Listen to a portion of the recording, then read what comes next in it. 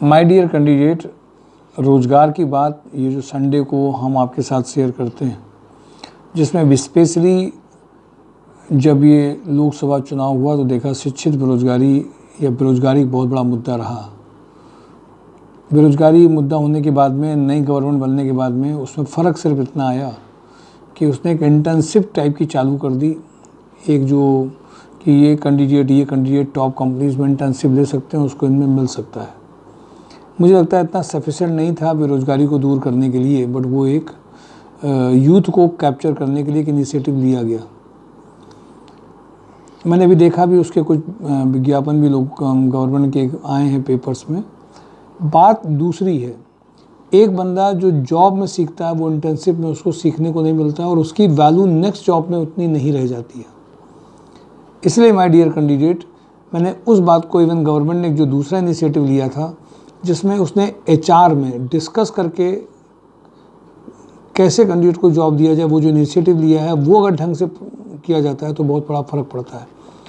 हम लोग एक अपने छोटे स्तर में छोटे तरीके से जब जो अनएम्प्लॉयड कैंडिडेट हैं जब उनसे मिलते हैं, बात करते हैं और जब वो अपनी प्रोफाइल कंपनीज़ में हम लोग उनको देते हैं तो कंपनीज़ में जो रिजेक्शन होता है उस रिजेक्शन को रोकने के लिए क्या किया जा सकता है।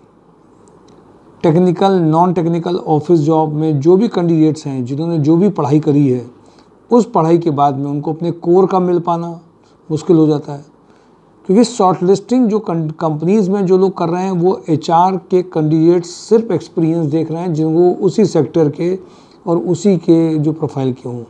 ये एक बहुत बड़ा पार्ट है।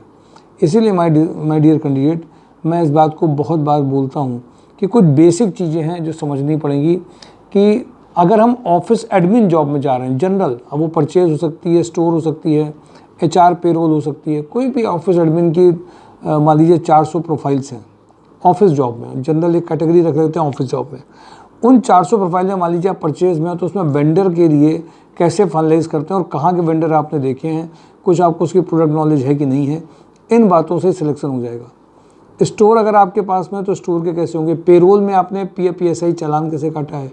अब ये जो चीज़ें हैं टेक्निकल में, अगर आप प्रोडक्शन में, क्वालिटी में है तो आप ऑटोमोबाइल की क्वालिटी में इंस्ट्रूमेंटेशन यूज़ किया है, अकाउंटेंट में कॉस्ट अकाउंटेंट हैं, MCOM है, क्या हैं आप, और उसके बाद में अगर आप MBA फिनांस है तो जॉब रिस्पॉन्सिबिलिटीज़ क्या होंगी। इन सब चीज़ों को अगर माय डियर कैंडिडेट देखेंगे, समझेंगे, जानेंगे तो ये समझ आएगा। प्रोफाइल बेस्ड जो ट्रेनिंग है, प्रोफाइल बेस्ड जो सेशंस हैं वो बहुत बड़ा काम करते हैं।